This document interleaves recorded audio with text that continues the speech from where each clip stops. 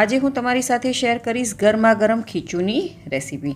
અહીં આપણે baking soda કે પછી પાપડખારનો ઉપયોગ નથી કરવાનો, તેના વગર જ આપણે આ ખીચું બનાવવાનું છે અને આ ખીચું એકદમ સોફ્ટ અને ફટાફટ બની જાય છે। તો ખીચું તો બધાને બહુ જ પસંદ આવે છે। તો ચાલો રેસીપી શરૂ કરીએ। નવી રેસીપી શીખવા માટે મારી ચેનલને સબસ્ક્રાઈબ કરજો અને બાજુમાં આપેલા બેલ આઇકોનને જરૂરથી પ્રેસ કરજો, એટલે નવી રેસીપીના નોટિફિકેશન સૌથી પહેલાં તમને મળે। તો સૌથી પહેલાં આપણે કડાઈમાં 2.5 કપ જેટલું પાણી લઈશું। અહીં મેં 1 કપ જેટલો ચોખાનો લોટ લીધો છે, તો એ માપથી આપણે 2.5 કપ જેટલું પાણી લેવાનું છે। અહીં મેં સ્ટીલના વાસણનો ઉપયોગ કર્યો છે, તમે ચાહો તો નોનસ્ટિકના વાસણનો પણ ઉપયોગ કરી શકો છો। હલકું એવું પાણી ગરમ થઈ જાય એટલે કે હુંફાળું થઈ જાય ત્યારે આપણે તેમાં 1/2 ટીસ્પૂન જેટલો અજમો નાખીશું અને 1 નાની ચમચી જેટલું જીરું નાખીશું। જીરાને મેં પહેલેથી થોડું વાટી લીધું હતું। હવે તેમાં થોડી હિંગ નાખીશું અને બધી જ વસ્તુને સારી રીતે મિક્સ કરી લઈશું। હિંગથી ખીચામાં એક સરસ એવી સુગંધ આવે છે અને એક સરસ એવો ટેસ્ટ પણ આવે છે। તો હવે મેં અહીં 3 થી 4 જેટલા લીલા મરચાં લીધા છે અને તેને મેં બારીક ચોપ કરી લીધા છે, તે નાખી દઈશું। અને મેં 2 લવિંગ લીધા છે, તેને પણ મેં રફલી ચોપ એટલે કે હલકા એવા એને ક્રશ કરી લીધા છે, તે પણ આપણે એડ કરી દઈશું। લવિંગથી ખીચામાં એકદમ સરસ એવો ફ્લેવર આવે છે। હવે 1/2 કપ જેટલી ઝીણી સુધારેલી આપણે કોથમીર પણ એડ કરી દઈશું અને બધી જ વસ્તુને સારી રીતે મિક્સ કરી લઈશું। અહીં તમારે કોથમીર વધારે નાખવી હોય તો તમે વધારે પણ નાખી શકો છો। અને હવે આપણે મીઠું નાખીશું સ્વાદ અનુસાર અને બધી જ વસ્તુને સારી રીતે મિક્સ કરી લઈશું। હવે આ પાણીને આપણે સારી રીતે ઉકળવા દઈશું।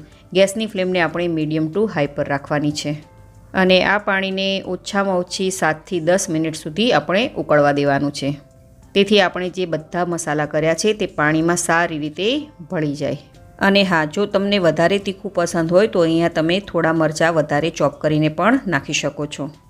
તો અહીં મેં બેકિંગ સોડા કે પાપડખારનો બિલકુલ પણ ઉપયોગ નથી કર્યો। તો તમે જોઈ શકો છો કે પાણી આપણું સારી રીતે ઉકળી ગયું છે। હવે આ ઉકળતા પાણીમાં આપણે ચોખાનો લોટ નાખીશું અને ચોખાના લોટને આવી રીતે વેલણની મદદથી મિક્સ કરતા જઈશું।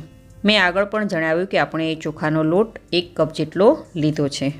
લોટને આપણે થોડો કરીને નાખતા જવાનું છે અને વેલણની મદદથી આપણે કન્ટિન્યુ આવી રીતે ચલાવતું જવાનું છે, તેથી તેમાં એક પણ ગુઠલી ના રહે। તો એ વાતનું તમારે ખાસ ધ્યાન રાખવાનું છે કે અહીં લોટનો ઉપયોગ આપણે ધીમે ધીમે અને થોડો કરીને નાખવાનું છે। તો ખીચાનું આ મિશ્રણ રેડી થઈ ગયું છે। હવે મેં અહીં એક સ્ટીમરને પહેલેથી જ ગરમ કરવા માટે રાખી દીધું હતું અને સ્ટીમરમાં મેં એક પ્લેટ પણ મૂકી દીધી છે અને તેને તેલથી સારી રીતે ગ્રીસ કરી લીધું છે। તો હવે આ ખીચાના મિશ્રણને બધું જ આપણે પ્લેટ પર મૂકી દઈશું અને ચમચીની મદદથી આવી રીતે ખીચાને ફેલાવી દઈશું। હવે આ ખીચાને ઓછામાં ઓછી આપણે 10 મિનિટ સુધી તેને સ્ટીમ કરવાનું છે, એટલે કે કૂક થવા દેવાનું છે। તો 10 મિનિટ પછી તમે જોઈ શકો છો કે ખીચું સારી રીતે કૂક થઈ ગયું છે। તો ચાલો આપણે તેને સર્વ કરી લઈએ।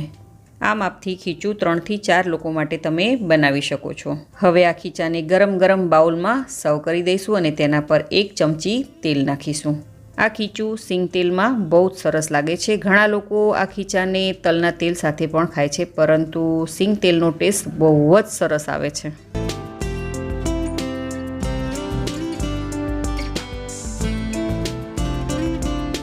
હવે તેના પર થોડો આપણે અચાર મસાલો સ્પ્રિંકલ કરીશું, તેનાથી ખીચાનો ટેસ્ટ એકદમ સરસ આવે છે। તો બન્યું છે ને એકદમ ટેસ્ટી અને સોફ્ટ ખીચું।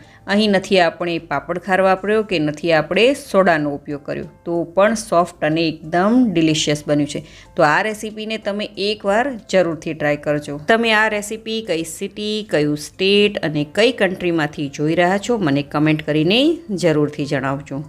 જો તમને મારી આજની આ રેસીપી ગમી હોય તો વિડીયોને લાઇક કરજો અને વધારેમાં વધારે શેર કરજો અને મારી ચેનલને જરૂરથી સબસ્ક્રાઈબ કરજો। તો ફરી મળીએ એક નવી રેસીપી સાથે।